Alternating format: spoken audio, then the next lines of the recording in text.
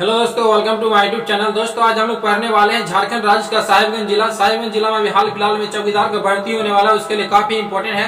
तो चलिए आज क्लास को हम शुरू करते हैं। अगर आपको वीडियो पसंद है, वीडियो को लाइक शेयर जरूर कीजिएगा और चैनल को भी सब्सक्राइब कर लीजिएगा। तो यहाँ पे मैंने सबसे पहले साहिबगंज जिले का मैप बना के रखा हूँ। देखिए यहाँ पे ये साहिबगंज का मैप है। तो यहाँ पे कितने प्रखंड है देखते हैं पहले।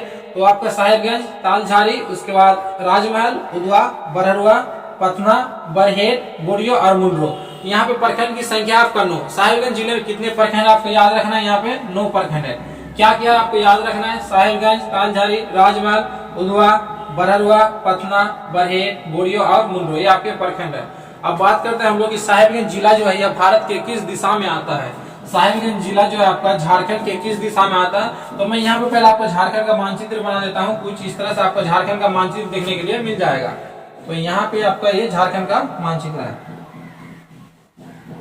ये आपका झारखंड का मानचित्र हो गया, लगभग इस तरह आएगा। मैं आइडिया से बना दिया हूँ। तो साहिबगंज जिला आपको यहाँ पे देखने के लिए मिलेगा। साहिबगंज जिला कहाँ पे है? ये आपका यहाँ पे है। ये हो गया आपका झारखंड और ये हो गया आपका साहिबगंज। ये आपका साहिबगंज जिला है। तो यहाँ पे क्वेश्चन आपका इस तरह से पूछा जाएगा कि साहिबगंज जिला झारखंड के किस दिशा में है। तो ये आपका हो गया उत्तर और ये हो गया पूरब। ये हो गया उत्तर, ये हो गया आपका पूरब। तो बोलेगा किस दिशा में है, तो आपको बोलना उत्तर पूरब दिशा में। साहिबगंज जिला झारखंड के किस दिशा में है? आपका उत्तर पूरब। आपको इस तरह से लकीर खींच देना है यहाँ पे और ये हो गया आपका उत्तर पूरब। अब बात करते हैं साहिबगंज जिला जो है किस प्रमंडल में आता है। झारखंड में टोटल प्रमंडल की संख्या आपका 5। झारखंड में कितने प्रमंडल है? 5। उनमें से आपका साहिबगंज जिला किस प्रमंडल में आएगा? संथाल परगना। यहाँ वाला जो एरिया है इतना सा, ये आपका संथाल परगना है। ये आपका क्या है? संथाल परगना। संथाल परगना, ये आपका संथाल परगना है। इसमें आपका साहिबगंज जिला आता है। टोटल 5 प्रमंडल है। ये आपका हो जाएगा पलामू प्रमंडल, ये हो गया आपका उत्तरी छोटानागपुर और ये आपका दक्षिणी छोटानागपुर और ये हो गया आपका कोल्हान प्रमंडल। 5 प्रमंडल है। तो यहाँ पे आपका साहिबगंज जिला किस प्रमंडल में आते हैं? संथाल परगना में। और यह किस दिशा में है? आपको याद रखना, झारखंड के उत्तर पूर्व में स्थित है। उसका चलिए इसे हम लोग मिटा देते हैं। इसका काम हो गया, जो समझाना था समझा दिए। उसके बाद हम लोग बात करते हैं यहाँ पे आपका जो साहिबगंज जिला है, यहाँ पे मिट्टी किस प्रकार की पाई जाती है।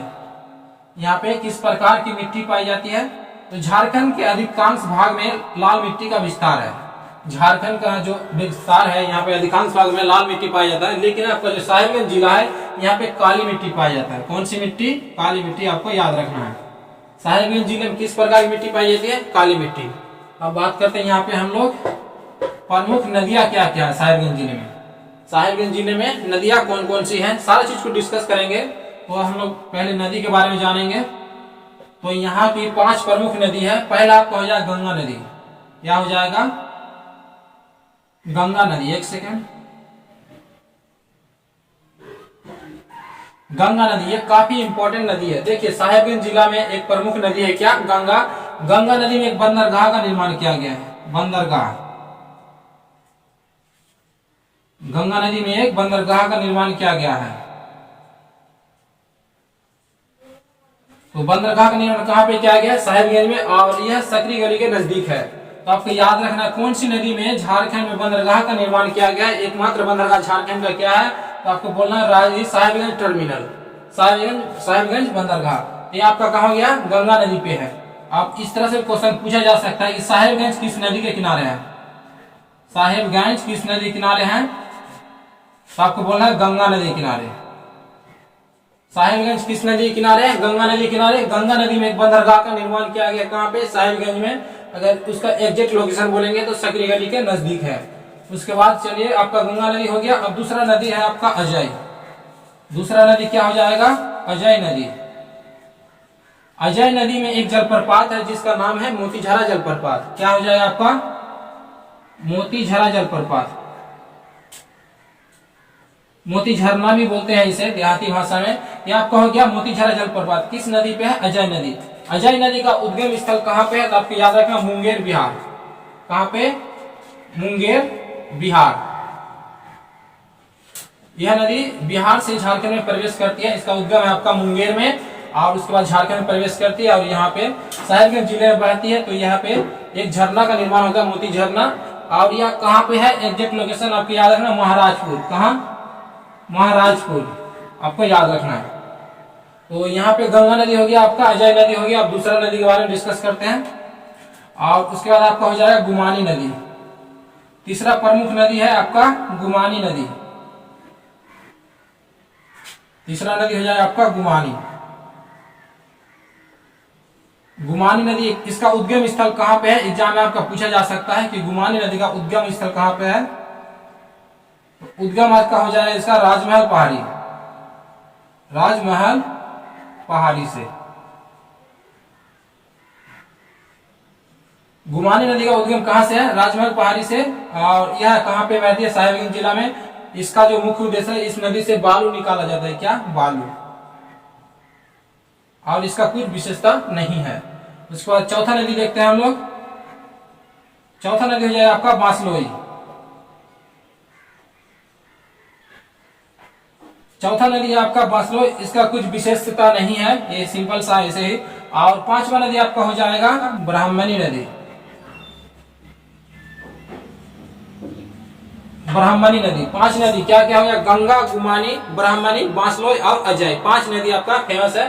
तो ये आपका हो गया विशेष नदियों के बारे में। आपको याद रखना है क्या क्या बताया मैंने कि गंगा नदी में एक बंदरगाह का निर्माण किया गया साहिबगंज में। उसके बाद गंगा नदी साहिबगंज किस नदी किनारे? गंगा। उसके बाद यहाँ पे आपका हो गया अजय नदी। यह कहाँ से निकलती है? बिहार के मुंगेर से निकलती है। इसमें एक जलप्रपात है।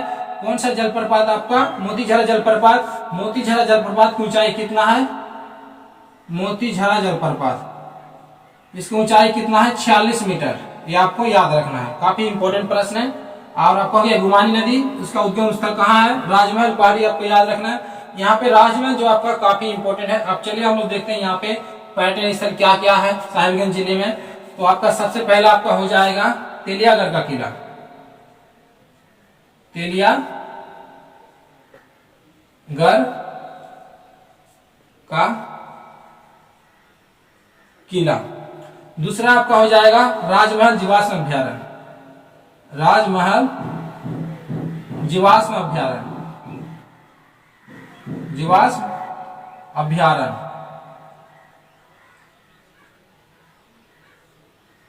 तीसरा हो जाएगा आपका उधवा पक्षी विहार।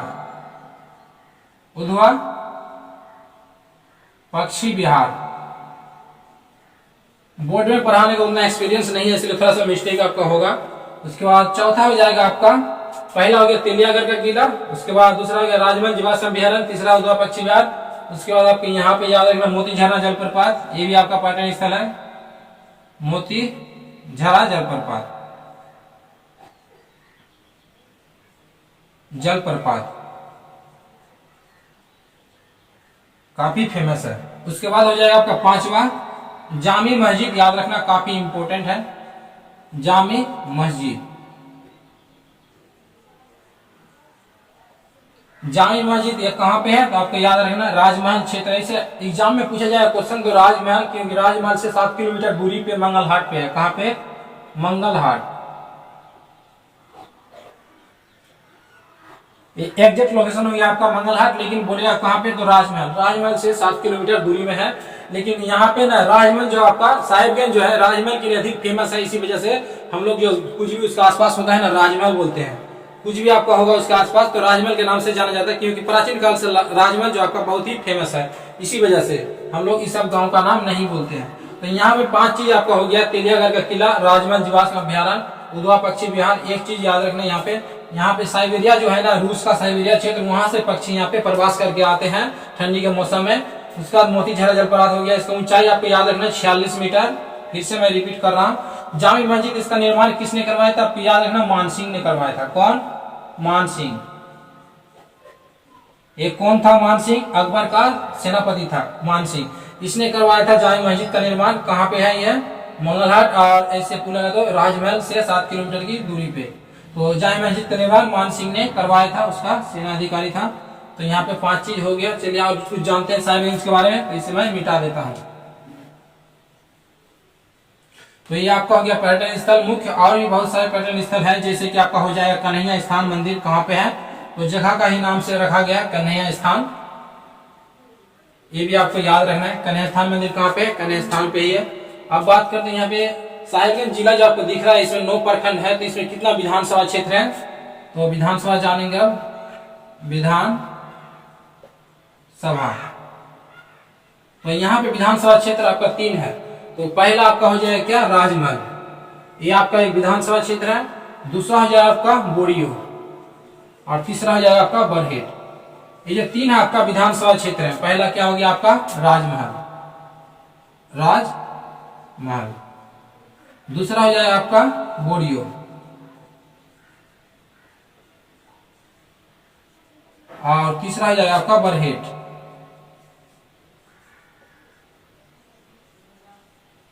ये आपके विधानसभा क्षेत्र है, पहला, दूसरा, तीसरा।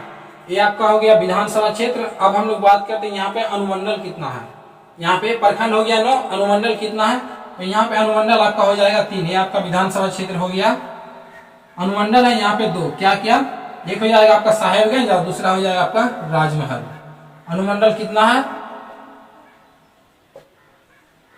अनुमंडल है आपका 2, क्या क्या, पहला हो जाएगा आपका साहेबगंज और दूसरा हो जाएगा आपका राजमहल। ये आपका अनुमंडल है। दूसरा हो गया राजमहल, तो एक हो गया साहेबगंज, लिख देते हैं साहेबगंज, और दूसरा हो जाएगा आपका राजमहल। ये हो गया आपका अनुमंडल। अब बात करते हैं यहाँ पे सबसे फेमस जगह क्या है, राजमहल। राजमहल में कौन सी जनजाति पाई जाती है, राजमहल पहाड़ी क्षेत्र में कौन सी जनजाति निवास करती है, आपको याद रखना, सौरिया पहाड़िया। एग्जाम में कई बार पूछा जा चुका है, सौरिया पहाड़िया, सौरिया पहाड़िया। राजमहल में कौन सी जनजाति पाई जाती है, सौरिया पहाड़िया जनजाति पाई जाती है। मिट्टी किस प्रकार की है साहिबगंज जिला में, काली मिट्टी। उसके बाद चलिए अब यहाँ पे कुछ एक्स्ट्रा क्वेश्चन बताते हैं आपको। राजमहल को बंगाल का तेलियागढ़ का किला, जो इसे बंगाल का प्रवेश द्वार कहते हैं। जो पर्यटन स्थल है आपका तेलियागढ़ का किला, तेलियागढ़ का किला जो है आपका, ये इसे बंगाल का प्रवेश द्वार कहते हैं, बंगाल का प्रवेश द्वार। बंगाल का प्रवेश द्वार किसे कहते हैं, तेलियागढ़ का किला। एक चीज आपको याद रखना, उदवा नाला मीर कासिम और अंग्रेज के बीच युद्ध हुआ था। यहाँ पे जो आप उदवा देख रहे हैं, तो यहाँ पे क्या है, उदवा नाला, वहां पे मीर कासिम और अंग्रेज के बीच में युद्ध हुआ था। तो आपको पूछ देगा मीर कासिम और अंग्रेज के बीच में युद्ध कहाँ हुआ था, उदवा नाला में। मीर कासिम और अंग्रेज के बीच, और अंग्रेज के बीच, मीर कासिम और अंग्रेज के बीच में कहां पे युद्ध हुआ था, उदवा नाला में, जिसमें मीर कासिम की मृत्यु हो गई थी। इसका क्या हो गया था, मृत्यु हो गया था। उसके बाद राजा मानसिंह जो था, राजमहल को उसने बंगाल और बिहार का राजधानी बनाया था। राजा मानसिंह जो अकबर का सेनापति था आपका, मानसिंह,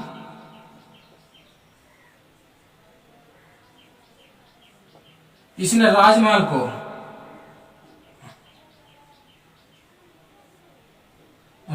को इसने बंगाल और बिहार का राजधानी बनाया था। बंगाल और बिहार का राजधानी किसने बनाया था, राजमहल को मानसिंह ने बनाया था। ये राजमहल काफी फेमस था। उसके बाद एक और शाह सूजा,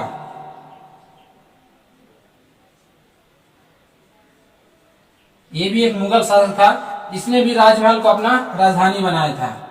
शाह सूजा ने किस क्षेत्र को, झारखंड के किस क्षेत्र को राजधानी बनाया था, वो राजमहल। शाह सूजा की राजधानी कहाँ थी, झारखंड में, राजमहल। उसके बाद मानसिंह की राजधानी क्या थी, राजमहल। इसने बंगाल और बिहार का राजधानी बनाया था राजमहल को। राजमहल में एक जगह है, पहले जो राजमहल था, यह नील की खेती के लिए बहुत ही फेमस था, नील की खेती के लिए। इसलिए वहां पे एक कोठी का निर्माण किया गया, जिसे हम लोग नील कोठी कहते हैं। वहां पे नील का व्यापार हो रहा था, इसी वजह से अंग्रेज जो थे ना, उसने एक नील कोठी जो आपका यहाँ पे जितना भी झारखंड में या भारत में लोग थे ना, सबको कहा था कि आपको 1 बीघा में से 3 कट्ठा नील बोना पड़ेगा। 1 बीघा में से 3 कट्ठा नील बोना पड़ेगा। इसी को कहते हैं हम लोग 3 कट्ठा बंदोबस्ती। 1 बीघा में आपको 3 कट्ठा नील अनिवार्य उसको सभी को बोना पड़ेगा, क्योंकि नील की खेती कर रहा था अंग्रेज लोग, इसलिए। और उसी को महात्मा गांधी ने समाप्त किया था चंपारण सत्याग्रह में, 3 कट्ठा व्यवस्था को। तो यहाँ पे आपका हो गया साहिबगंज जिला। अब इसके बारे में कुछ और जनसंख्या, लिंग अनुपात, क्षेत्रफल के बारे में बात करते हैं। तो साहिबगंज जिला का स्थापना कब हुआ आपका? तो स्थापना हुआ था आपका, याद रखना है, स्थापना 17 मई 1983। साहिबगंज जिला कब बना था? 17 मई 1983 ईस्वी को बना था। इसका क्षेत्रफल कितना है? तो क्षेत्रफल आपको याद रखना है, एरिया 2063 वर्ग किलोमीटर। साहिबगंज जिले का क्षेत्रफल कितना है? 2063 वर्ग किलोमीटर। और इसका लिंग अनुपात कितना है? लिंग अनुपात, इसका लिंग अनुपात हो जाएगा आपका 952। 1000 पुरुष में से 952 महिला है। 1000 पुरुष की तुलना में 952 महिला है। उसके बाद शिशु लिंग अनुपात कितना हो जाएगा? तो 960 हो जाएगा। शिशु लिंग अनुपात यानी बच्चा वाला, 6 साल से जो कम वाले बच्चे हैं, शिशु लिंग अनुपात, शिशु लिंग अनुपात कितना हो जाएगा आपका? 960। ये आपको याद रखना। अब यहाँ पे साक्षरता दर कितना है? पढ़ा लिखा, तो साक्षरता दर आपको याद रखना 52.04%। ये आपका साक्षरता दर है। उसके बाद यहाँ पे आपका हो गया लिंग अनुपात। अब यहाँ पे जनसंख्या कितना है? तो सर 11 लाख के करीब है। साहिबगंज जिले का जनसंख्या कितना है? सर 11 लाख लगभग जनसंख्या है, 11,50,567। उसके बाद यहाँ पे लिंग अनुपात हो गया, साक्षरता दर हो गया, प्रखंड हो गया, सारी चीज कवर कर लिए। कुछ छूटा क्या देख लेते हैं। उसके बाद कुष्ठ रोग अनुसंधान केंद्र कहाँ पे? आपको याद रखना, साहिबगंज में। कुष्ठ रोग अनुसंधान केंद्र कहाँ पे है? साहिबगंज में। उसके बाद कुछ और बंगाल का प्रदेश। उसके बाद यहाँ पे एक चीज, साहिबगंज जिला जो है किस भूकंप जोन में आते हैं? एग्जाम में पूछा जा सकता है आपका। साहिबगंज जिला जो आपका भूकंप जोन क्या है इसका? साहिबगंज जिले का भूकंप जोन क्या है?